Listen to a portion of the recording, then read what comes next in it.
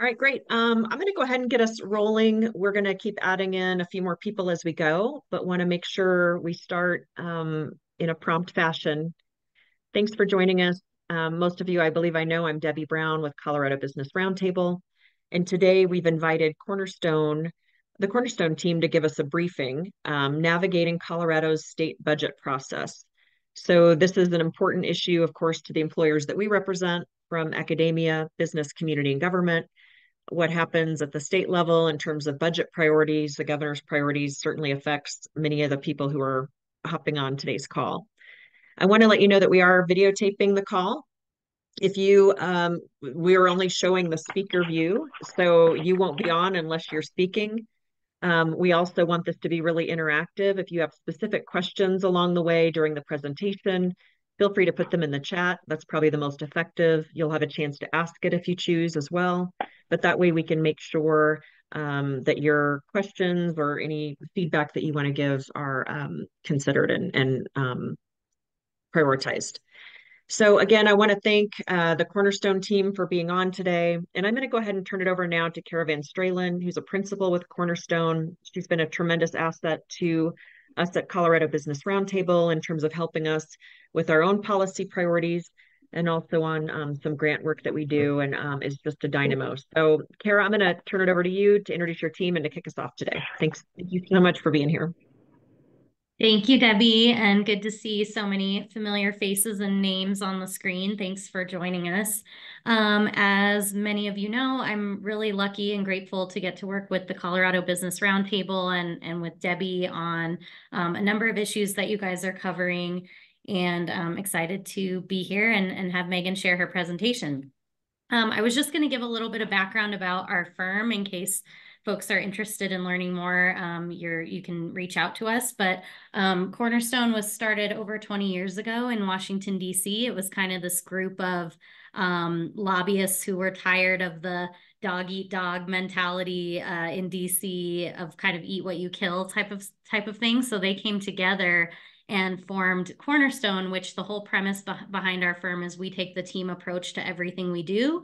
We are an employee-owned firm, so it's really built into our DNA to work together, and we feel like we can deliver the best results for our clients because when you hire one of us, you get the resources of all of us, and we have 14 offices across the country. The Denver office was opened by my colleague Jim Driscoll, who wasn't able to join us today, but he opened our office back in 2020. And the rest is history. After that, Lucy joined the team, I joined the team, and we were lucky enough to pick up Megan this past August. So with that, I will turn it over to Lucy to introduce herself, and then we'll hand it over to Megan to give our presentation today. Great. Thank you, Kara. Hi, everyone. I'm Lucy Lesser. I've been with Cornerstone for about 4.5 years. I spent 3 of those years in Washington, D.C. with Federal Public Health Team, and then have been with our Denver office for about 1.5 years doing state and federal public health. It's great to be with you all today. Thank you so much for joining, and I will turn it over to our presenter, Megan. Thanks, Lucy. Let me share my screen. My name is, okay. My name is Megan Davison. I joined Cornerstone in August. Prior to that, I spent 2 years as Governor Polis's Deputy Director for Budget. Before that, I spent 3 years working for the Douglas County Commissioners and County Manager. And then prior to that, I spent 10 years as nonpartisan Joint Budget Committee staff for the Colorado General Assembly. So I'm going to cover 4 big topics. Kind of the flow of the presentation is I'll pause. There'll be a question slide after each section. Please feel free to either drop questions in the chat or when I get to that question slide, ask the question. In full disclosure, I can't see all of you right now. So if you're making faces at me, it'll be super fun. But there's also time at the end for questions. So please don't hold your questions until the very end. If you're like, hey, you just talked about this, would like to know. So intended to help you all get as much information as you want. So within Colorado government budgeting, I'm going to talk about the entities that collect and spend revenues, the types of revenues, the types of expenditures, and what is really important is the relationship between revenues and expenditures and how they interact. There's four major groups within government that collect and spend revenue. Starting from the left, special districts. These could be like rec districts, library districts, any type of special district. RTD is considered a special district. Then you go to local governments, that's cities, counties, those are the big ones, towns. They collect and spend revenue. State government, that's kind of the big one. And then school districts are, and this is not an all-inclusive list, this is sort of the big four that collect and spend revenue as a government entity. I think what's really interesting, as I was thinking about how to talk about what type of revenue these entities collect, is there's overlap and there's differences. So starting on the left, state government, speaking just to revenue, so just how do they collect it, what comes in the door. The main ones are going to be corporate income taxes, individual income taxes, and excise taxes. This includes sales and use taxes. Typically, it's mainly taxes are a big portion of government revenue, state government revenue. And these are specific to state government. So like local governments don't collect individual income taxes. County governments don't collect corporate income taxes. If you move over to the middle of the slide in the purplish, bluish, greenish hexagons, this is the different types of revenue that both state and local governments collect. The top one is federal funds. There are some federal funds that are direct to agency, meaning they don't necessarily go through an appropriation process, but they go straight to a state agency. There are federal funds that go directly to local governments that don't pass through the state. And there are federal funds that go to the state and stay there.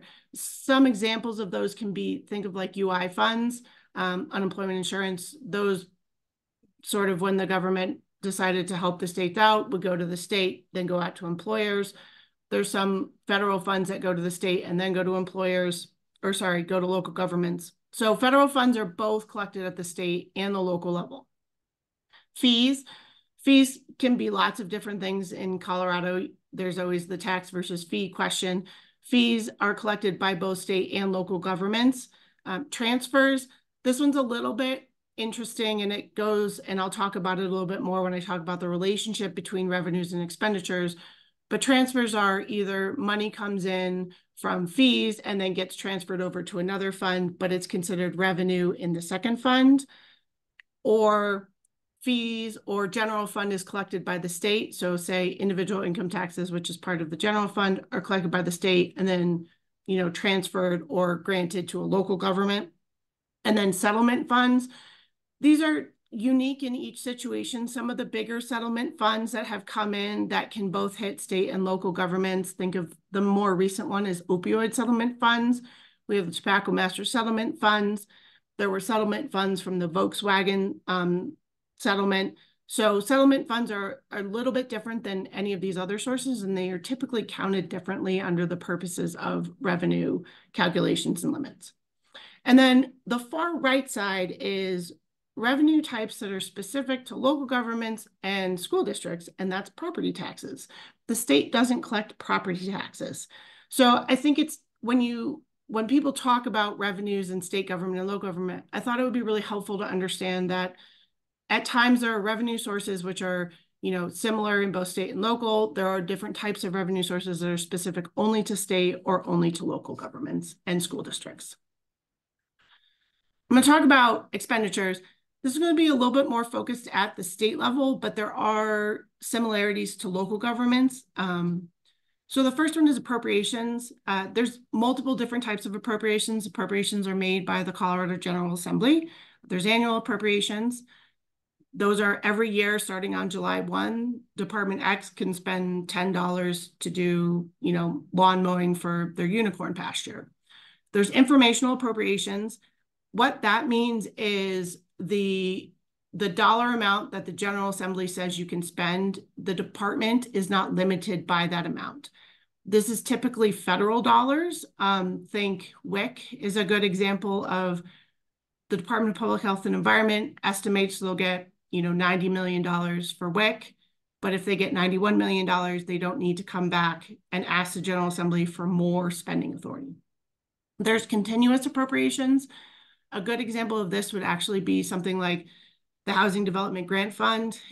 Statute allows for the Department of Local Affairs to just spend that money as it comes in, and it doesn't need to have a reoccurring annual appropriation from the General Assembly. And then there's also constitutional appropriations.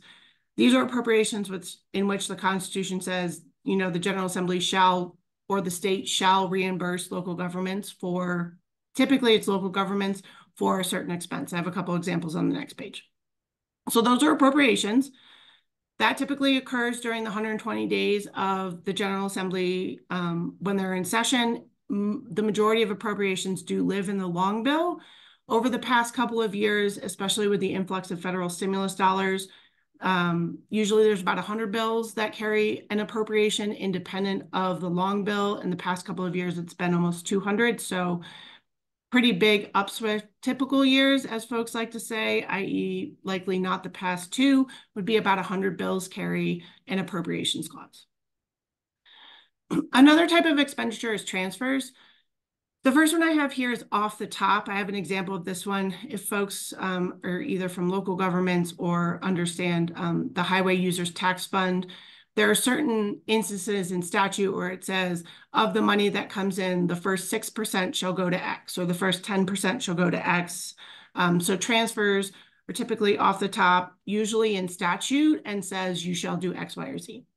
And the other type of transfers are statutory. So the General Assembly can write a bill that says, you know, the General Assembly shall transfer $10 million every year to, you know, the Happy Sunshine Day Fund for the next 5 years.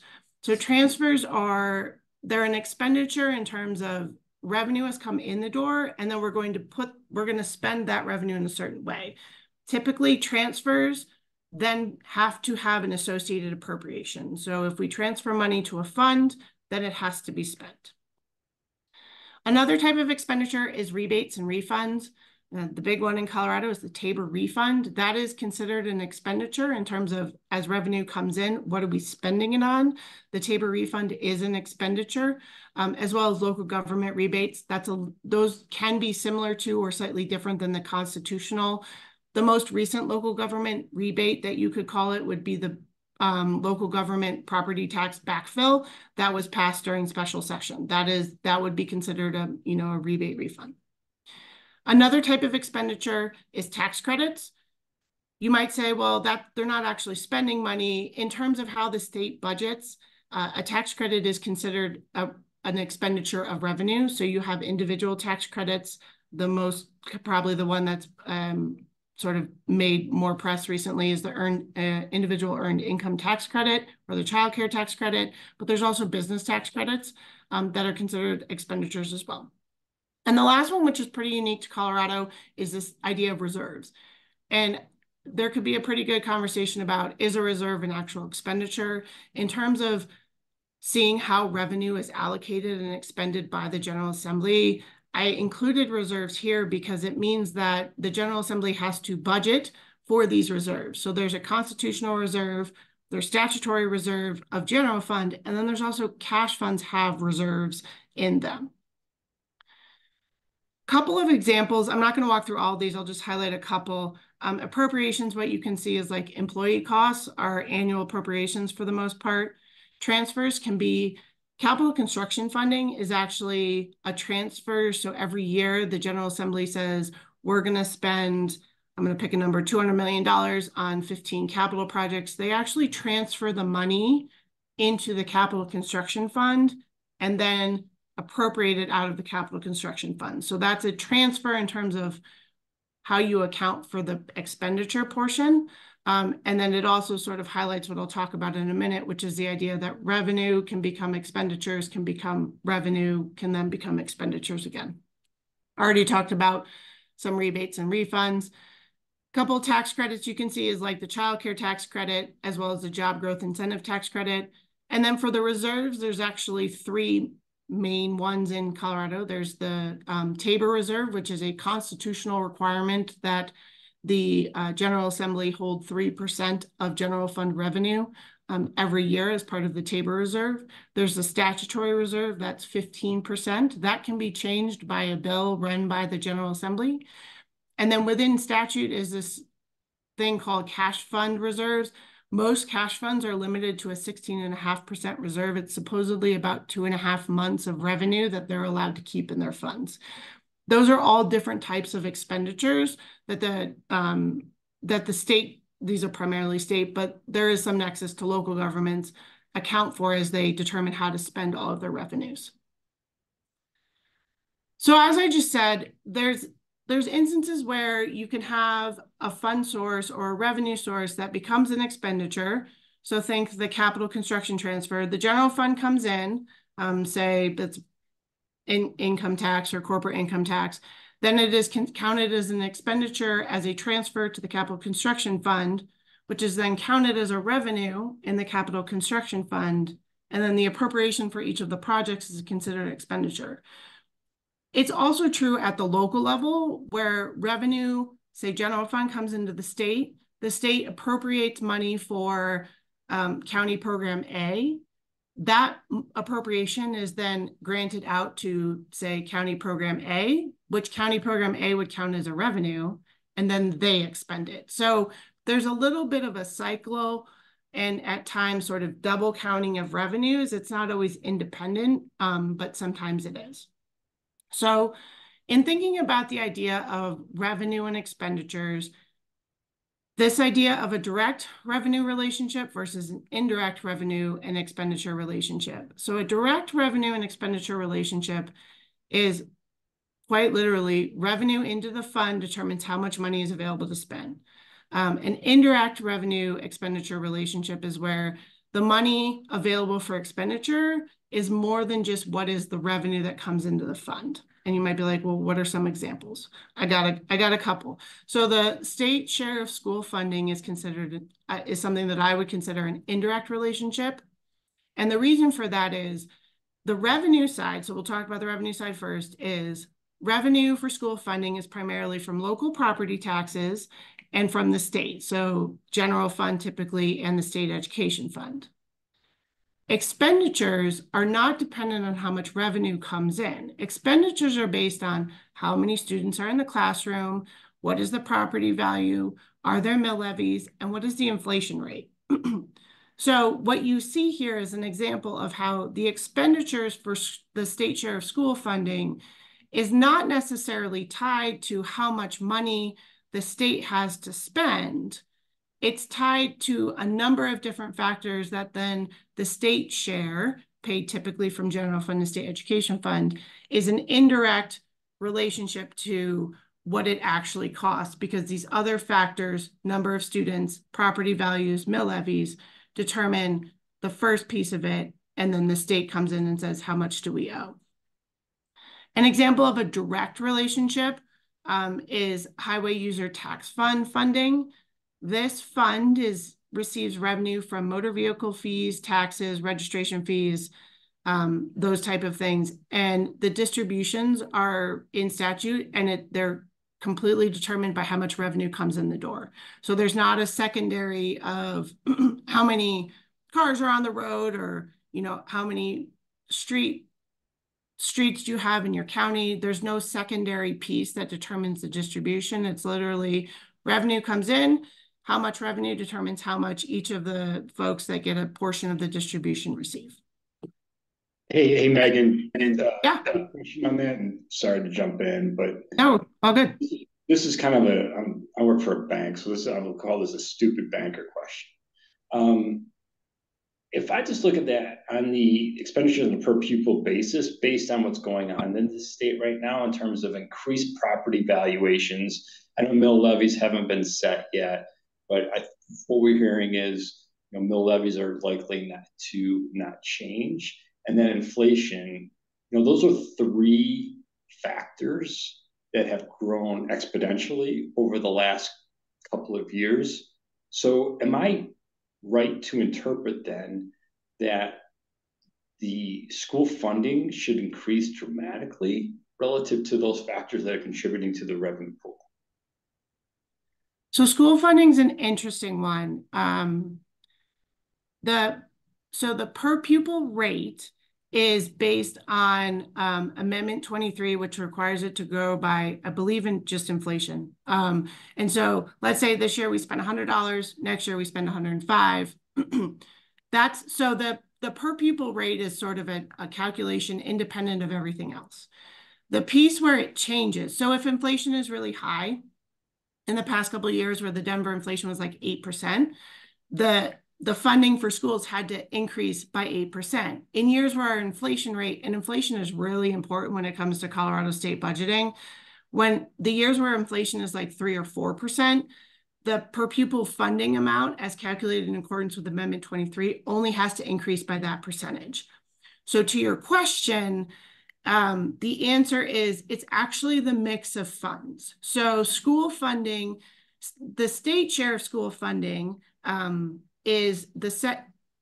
school funding is a combination of local property values credited to the school district and the state share.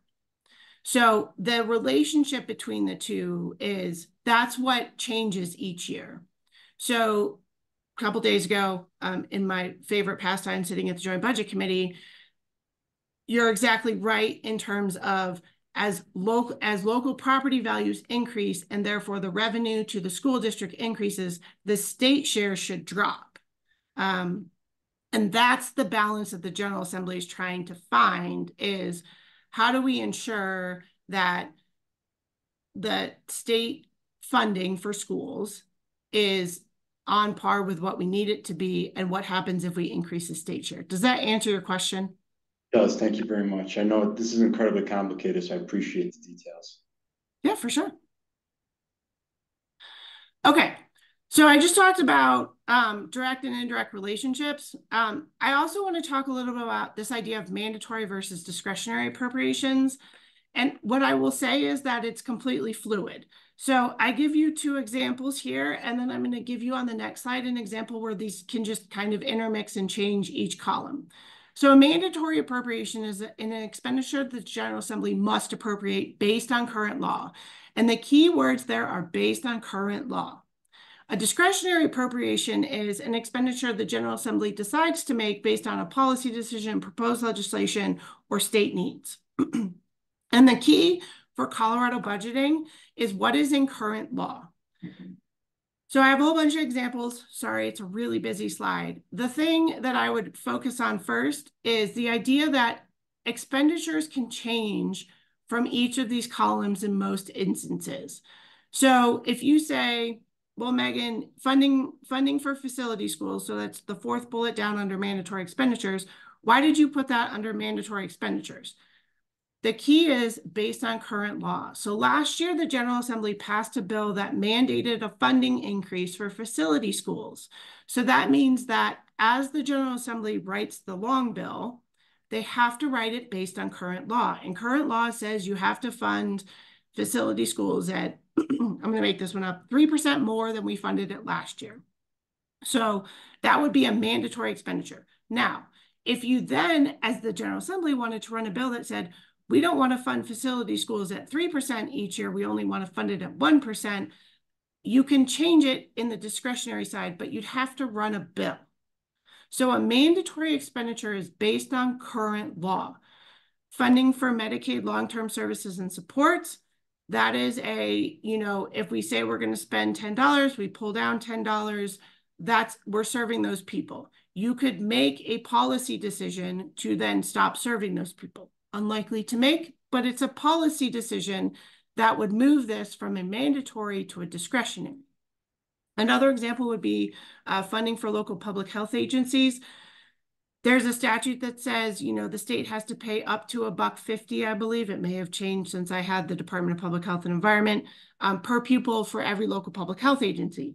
That is a mandatory expenditure because current law says the state has to appropriate, up to, so you could do $1, you could do 75 cents or 83 cents, but up to $1.50. You could run a bill that says that the state may pay, funding per pupil for local public. That would make it a discretionary expenditure. A couple of the discretionary expenditures that may raise some eyebrows would be capital construction projects. There's nothing in current law that requires the state to fund a capital construction project. Are there policies that say, hey, funding controlled maintenance of state buildings is way more cost effective than building new buildings? Absolutely. But there's nothing in law that makes capital construction funding a mandatory requirement. New or renewing tax credits. Typically, tax credits are run by statute, so they can become a policy, and so an existing tax credit would be under the mandatory. If a tax credit is up for renewal or is something new, so the governor has requested a number of new tax credits, those are discretionary. If next year you say, okay, Megan, what was in discretionary that now is a mandatory? I could say, well, the 5 tax credits that the governor has asked for were passed into law, and now they become mandatory expenditures. So it's an interesting dynamic, and it's very fluid, but I thought it would be helpful to have an idea of when the General Assembly says, well, we have to do this, oftentimes it's like, why? Well, we have to fund controlled maintenance because it's more cost effective than funding a new building. That is a policy decision. That is not a statutory requirement. So think of mandatory and discretionary just for this purpose of what is required in statute versus what is, either a policy decision or a proposed new statute or a proposed new statute. Okay, so I've talked about revenues, expenditures. Now I'm going to talk a little bit in the end of this section about who makes these decisions. The primary committee that is responsible for determining how to spend funds by the General Assembly is the Joint Budget Committee. The Joint Budget Committee is comprised of 6 members, 2 from each chamber, 2 from the majority party, and 1 from the minority party. When I was Joint Budget Committee staff, there were a couple years where it was 3 and 3 when the House and the Senate were different parties. That was a very interesting committee. Right now, the committee is 4 and 2, 4 Democrats and 2 Republicans. One of the really important parts about the Joint Budget Committee is their nonpartisan staff. Their nonpartisan staff is amazing, not just because they were my former colleagues, but because they know departments, they are responsible for making recommendations, and they know how things work, or they are able to ask the questions. So the nonpartisan staff is led by the staff director. His name is Craig Harper, and there are 16 staff analysts and 3 admin staff. The interesting part about the Joint Budget Committee is that the 16 staff analysts, they all independently cover different parts of the state government. So there's no 2 people that do transportation. There's no 2 people that do DOLA. Only 1 staffer does DOLA, 1 staffer does transportation. There are a couple departments which are split up amongst a couple staffers, but just know that the Joint Budget Committee is supported by about 20 staff. The last part I want to talk about is, so I talked about the long bill, and then I talked about the 100 to 200 bills. The other committee that makes the majority of funding decisions is the Appropriations Committee. Typically, the Appropriations Committee does not take public testimony. They're usually the committee that happens after the committees have made public testimony. And the job of the Appropriations Committee is to say, is the fiscal cost of this bill okay? Do we want to spend it? Typically, the Appropriations Committee does not talk about the policy of the bill. So they may get Megan, also I use unicorns a lot. So Megan may have, 5 unicorns in her backyard in Castle Rock, and the bill is letting me have 6. The Appropriations Committee wouldn't necessarily say, do we like the policy of letting Megan have an extra unicorn, or do we agree that, it's going to cost the state an extra $5 to regulate the 6 unicorn in Megan's backyard? So Appropriations Committee, the other note that I will just add is you will notice that the chair and the vice chair are the majority members on the JBC. So Senator Bridges is the Senate member on the JBC, and Senator Zenzinger is actually the vice chair of the JBC this year. Representative Sirota is on the JBC, and Representative Byrd is the chair of the JBC. The last thing I'll say is that every year the chair and the vice chair of the JBC switch, and whoever is the chair is the committee in which the long bill is the chamber in which the long bill is introduced. That's my sort of pause moment. That's what, so does anybody have any questions just sort of about the higher level concepts of revenues, expenditures? Cool. All right, I'll keep going. This is a really brief overview of the governor's budget request. I will caveat this by saying a couple of things. The governor submits his request for the executive branch agencies. That includes anything that is not run by an elected official. So what that means is the judicial department, the Supreme Court submits, the Supreme Court and the independent agencies all submit their own independent of the governor budget requests. The Attorney General submits his own budget request. The Secretary of State submits her own budget request, as does the State Treasurer. So what's interesting is what you notice is I said overview of the governor's 24-25 budget request, but realistically what I show here is I do include judicial because they are a pretty significant general fund agency. But note that any statewide elected official submits their own budget request to the Joint Budget Committee that is not reviewed by the governor. So one thing I think that's helpful to understand is in context of the general fund budget, which is about $18-19 billion, is there something called the Big Six. And the Big Six are the 6 departments that comprise about 93% of the general fund. The largest that you see here is HCPF, which is the Healthcare Policy and Finance Department. That is the Medicaid department. Interesting note about Medicaid is that every state has to have a single Medicaid state agency in which all of the federal Medicaid dollars flow through. If there's a department that has some portion of Medicaid dollars, think Department of Public Health that regulates healthcare facilities, that then flows through a transfer to that secondary department. But the Department of Healthcare Policy and Financing is responsible for receiving all of that and having the general fund match. So they're the largest general fund department. Not far behind them is CDE, which is the Department of Education. Interestingly enough, of the $4.7 billion that you see of general fund appropriated to them, I believe about 4.3 resides in a single appropriation, and that is the state share of school funding.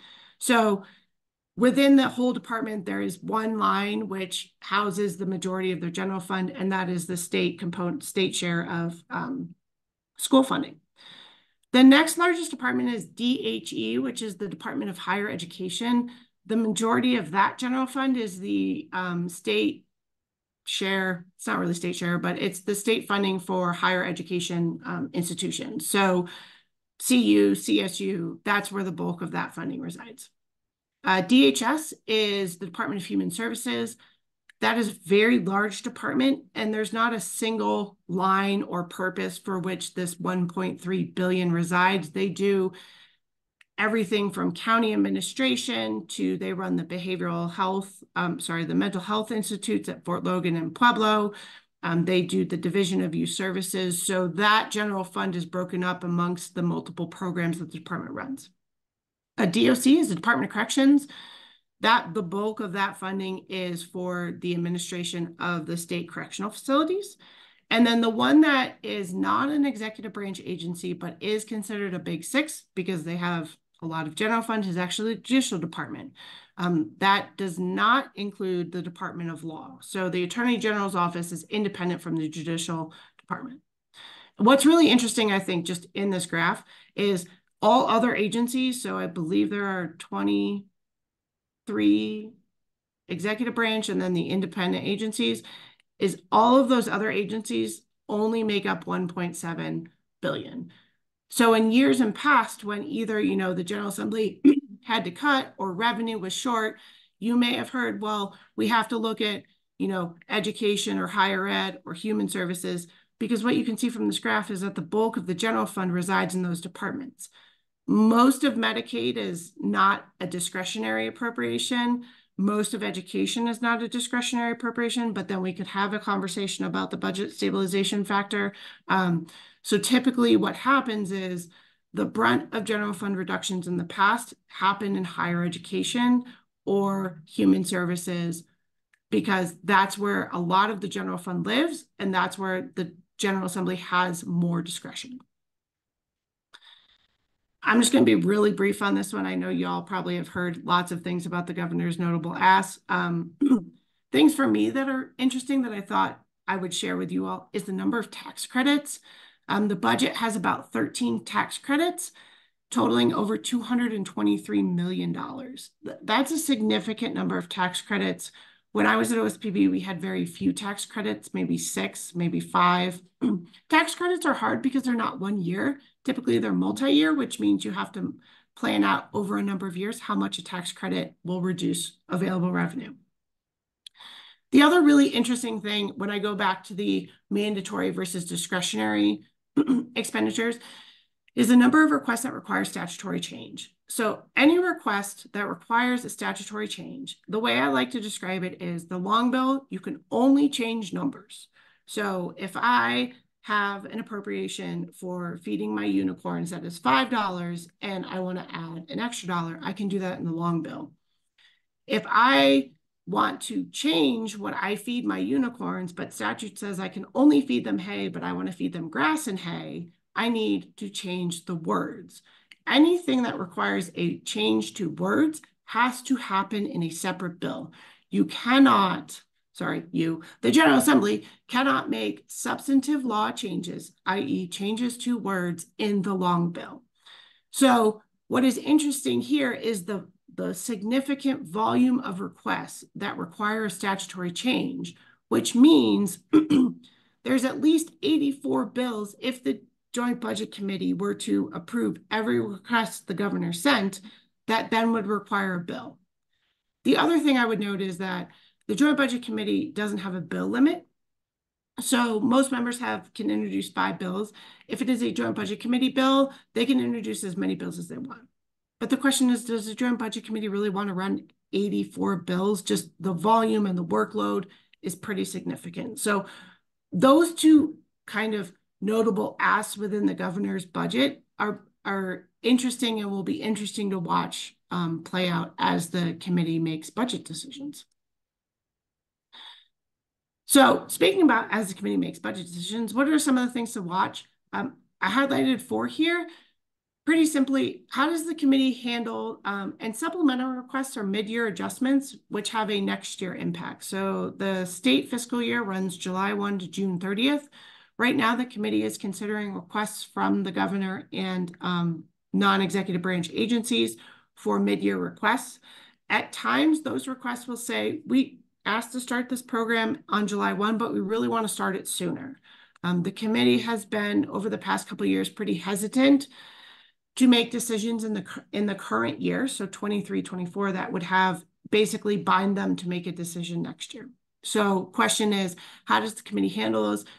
Back to the question that was asked about school funding, there's actually a pretty interesting dynamic right now on the committee about, because property values were so much higher and because property revenue was so much higher, it actually reduces the state share. But does the committee want to reduce that general fund and spend it on something else? So that's the second part about the state share of funding. And also, how does the committee buy down the budget stabilization factor? Because there's a little bit more room in terms of general fund that the state has to spend in the current year, they could either just reduce that general fund, or they could use it to buy down the budget stabilization factor in 23-24, but that compounds the cost next year to maintain compliance with the inflation growth of per pupil funding in the next year. Another thing to just keep an eye on is provider rates. The governor asked for a 2%, except for Medicaid providers, which is a 1% with targeted rate increases. The committee has been pretty vocal in their meetings about wanting to see a higher provider rate increase. Typically, 1% provider rate increase for Medicaid providers is about $30 to $35 million of general fund. So that increase just compounds the higher you get. And then the last one, which I talked about a little bit, is this discretionary set of requests is how do they handle the requests that the prioritized list that they receive from the expert committees, both the Joint Technology Committee, which sends the JBC a prioritized list of IT projects, and the Capital Development Committee, which sends a list of capital construction projects. So those are just things to watch out for as the committee makes their decisions. Are there any questions on this section? Sweet. Cool. I've either put you all to sleep or I'm doing a pretty good job. So this next session, so now I'm going to pivot a little bit from talking about budget and spending to revenues. And so the revenue section, revenues and economic impacts within Colorado are probably more complicated than many places because of something called Tabor and Ref C, which I'll talk about. And then I'm going to talk about the forecasts and how the forecasts impact budgeting and then things to watch for. So in 1992, the voters approved Tabor, which stands for the Taxpayer Bill of Rights. And I'm going to talk to the graphics, not to the bullet points.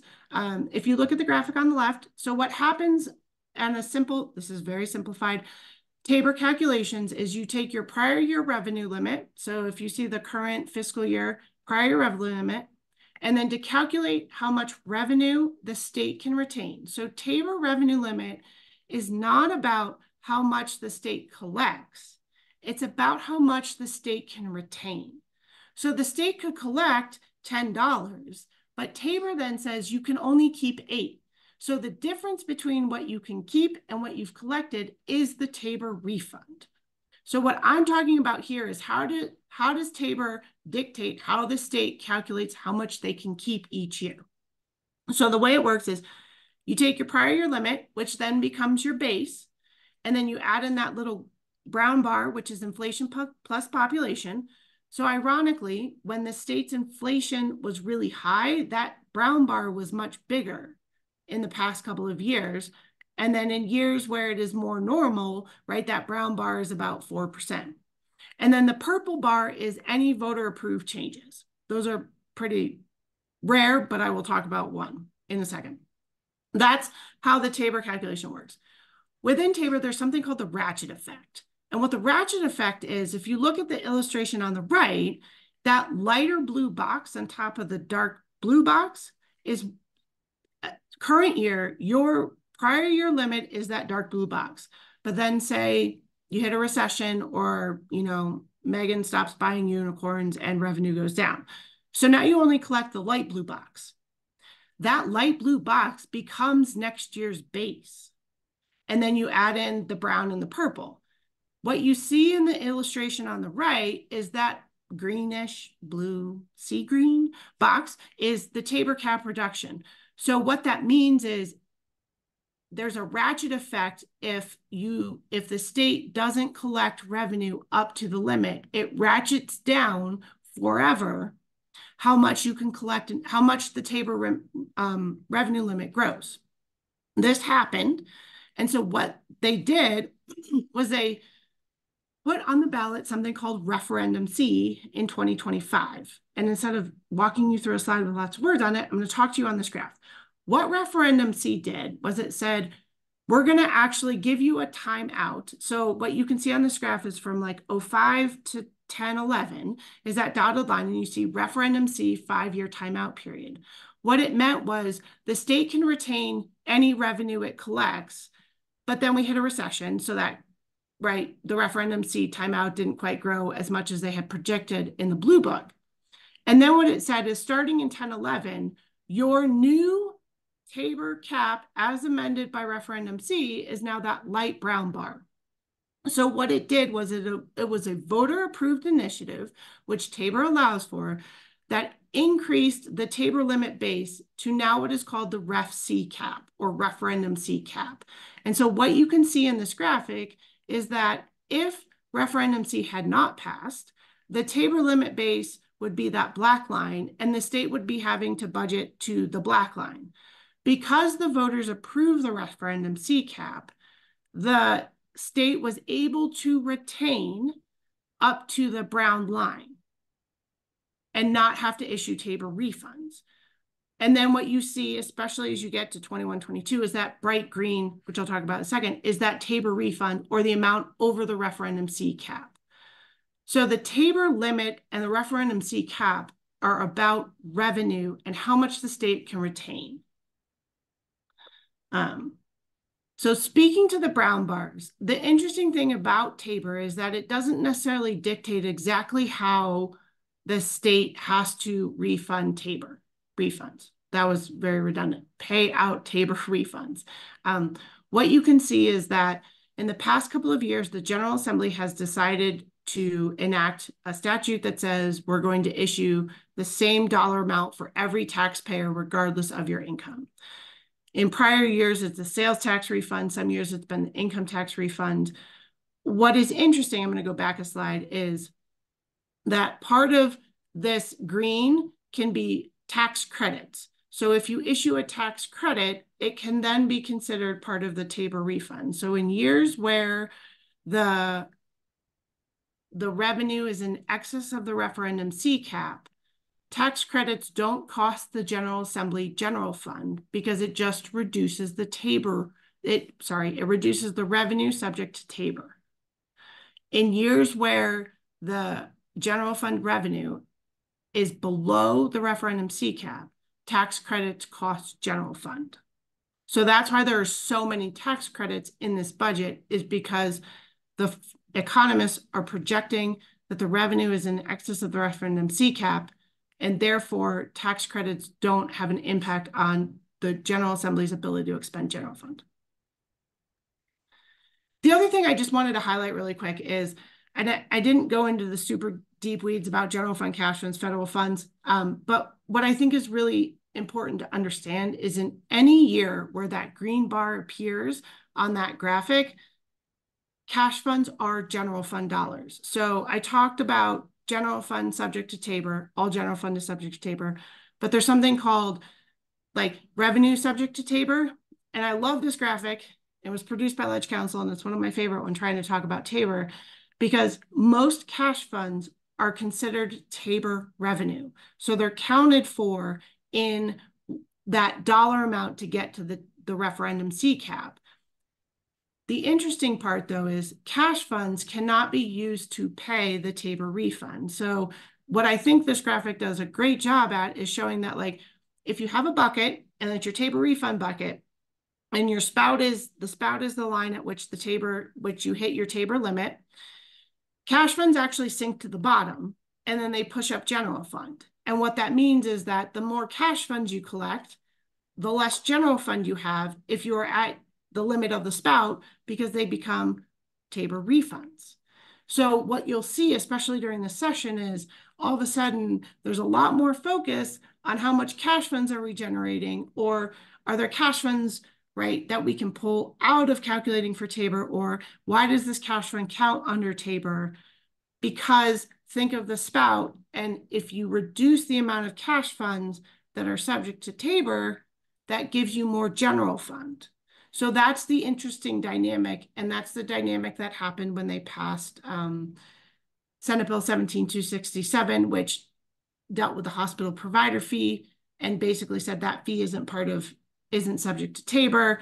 So think of this bucket, if you ever need to, if somebody's like, well, why are we raising these cash funds? Or I don't want to do this because it increases cash funds. Think back to this bucket and say, are they worried because then it causes more general fund to be issued out as Tabor refunds? Okay, I'm going to talk a little bit about the forecasting. I'm not an economist. I don't forecast. I just spend the money, is what I like to tell people when I was at OSPB and JBC. Forecasting is done every quarter. There's two forecasts that are prepared, one by the Nonpartisan Legislative Council staff, or LCS, if you've heard it referred to that way, and the other one by the Governor's Office of State Planning and Budgeting, or OSPB. I was at OSPB for 2 years, but I was spending the money, not forecasting it. Forecasts are produced each December, March, June, and September. Typically on the 20th or the 21st is when they are presented. They are presented by the staff that prepare them, so OSPB and Ledge Council, to the Joint Budget Committee. The economists forecast both the general fund revenue as well as cash fund revenues. Because of that bucket where cash fund revenues impact the Tabor limit, they try to forecast out, especially the big cash fund streams subject to Tabor. What do they look like? Just for comparison purposes, typically cash funds are about 2.5 billion and general fund revenues are about 17, 18 billion. So while cash funds aren't like volume wise as large as general fund, they actually have an impact. And I'll talk about that in a second when it comes to how the General Assembly budgets. The other thing that the forecasters do, specifically Legislative Council, each December, they provide a K through 12 school enrollment. So how many kids are going to be in school? They provide a prison population caseload, as well as a property tax revenues for school districts. That last one has been fairly, I will say, difficult for them to work on, especially with the changes from special session. And that was a pretty interesting discussion when they projected, just because as things are changing and as deadlines are delayed, they're still being asked to forecast revenues on the 20th. So the intersection between forecast and budget, the governor balances his November 1 request to the OSPB September forecast. And then he rebalances his January submissions. He does one on usually January 2nd and one on January 16th to the OSPB December forecast. Then in March, the Joint Budget Committee selects the March forecast to balance the upcoming year. And then typically the JBC doesn't rebalance in January as they balance the supplemental package. This is a really busy slide, but it just shows you all of the different economic data points that the forecasters use to produce the forecast. And I'm just going to talk a little bit about inflation.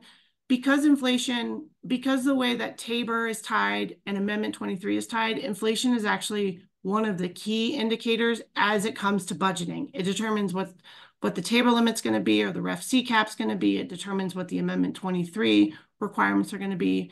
So inflation as it comes to budgeting in Colorado is probably one of the key economic indicators in terms of how does the revenue limits change. Really briefly, for the state purpose, the components of the revenue for general funds, so I'm not speaking about cash funds, is primarily, as you can see here, individual income taxes is the largest component, followed by sales and use taxes, and then corporate income taxes. So the forecasters say, we think we're going to get, X, Y, and Z amounts in each of these groups. And then they actually provide a pretty nice side-by-side comparison between LCS and OSPB at each forecast to say, how do they differ?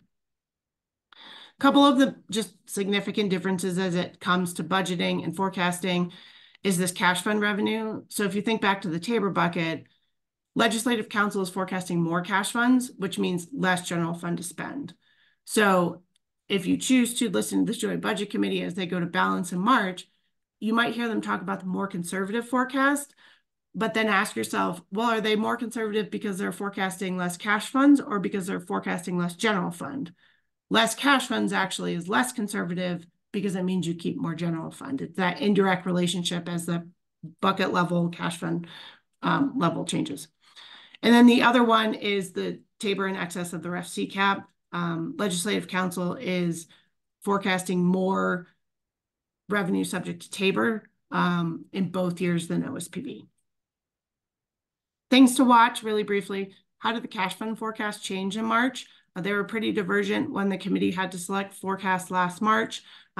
They're similar, they're getting closer, but they're still pretty divergent based on the December forecast. What, if any, changes are forecasted to the Tabor refund? That is in part because of tax credits. So that goes to number 3 is if the Tabor refund, right, is projected to grow and keep growing, that likely means the General Assembly may be more willing to fund more tax credits or larger tax credits or longer tax credits. That was a very abrupt ending to that. Does anybody have any questions about the economic side and the forecasting side and how it relates to budgets? And I just have one more section, so if folks just want me to go through that, I can do that. Let's pause for questions real quick. We're supposed to be ending in about 4 minutes, but if folks want to stay on longer, that works for us. Anybody have questions? All right, Megan, keep going. Cool. This is my last slide. It's just about business advocacy and engagement. As it comes to session and members and budgets, just 5 kind of underlying questions on things to think about is sort of, what are you looking for? Are you looking for something new and different? Do you not want something to change? Or do you just want to know what's happening in case something changes and then you want to engage? This can happen both policy-wise, so changes to the words, or budget-wise, right? Do you like what they're doing and you just want to make sure they keep funding the same thing? Do you want them to change funding? Do you want them to fund something new? Another one would be, which committee is assigned to the topic area of interest? If you're super interested in housing, you're probably not going to spend a lot of time on the health committee, but you're really going to want to like know who's on the local government and transportation committee. If you're super interested in tax credits, you're probably going to spend more time with the JBC and finance committee and less time with the transportation and housing committee. So understanding how the committees are divided up in terms of what are their areas and where is the best use of your time. The third one is like, what is your timeline, or what is the timeline? Typically, state departments start writing their budgets for 18 months from now in February. So for the July 1, 2025 budget, departments may actually be starting now to say, what do we want to do? What do we want to fund? How does this work? Those are then submitted to OSPB in the summer and then submitted to the JBC next November. For bill purposes, now members are in session. They're trying to move their 5 bills through. Maybe not the best time to try to say, hey, we'd really like to do this. Maybe it is a good time if a member doesn't have all 5 bills. But usually like summer, interim, fall is a great time to talk to members, explain your needs, or see what they're working on. So just understanding like, what are you looking for? And then what is the timeline of the action or non-action that you would like to see? Utilize your lobbyists to understand the optics and the environment of the Capitol. We spend a lot of time over there, and just knowing what it's like in the building.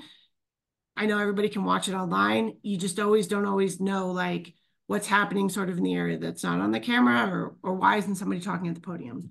And then the last thing that I would say is make a trip to the Capitol and talk to members in person. It's a very in-person type of environment. It's pretty cool to be able to walk over there and see a member walking through and just say, hey, member so-and-so, my name's Megan. Nice to meet you. I work on X, Y, and Z. So that is the end of it. I really appreciate everybody listening and happy to take any questions, and I'll turn it back to Kara.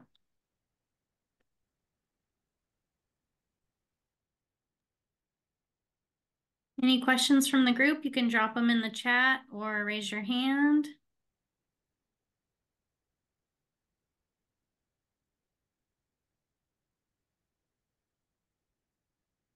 Great. Well, then I think Megan gave a pretty spot-on presentation. No questions. So that's great. Thank you all for your time. Really appreciate it. I don't know if Erin or Debbie wanted to close out with anything.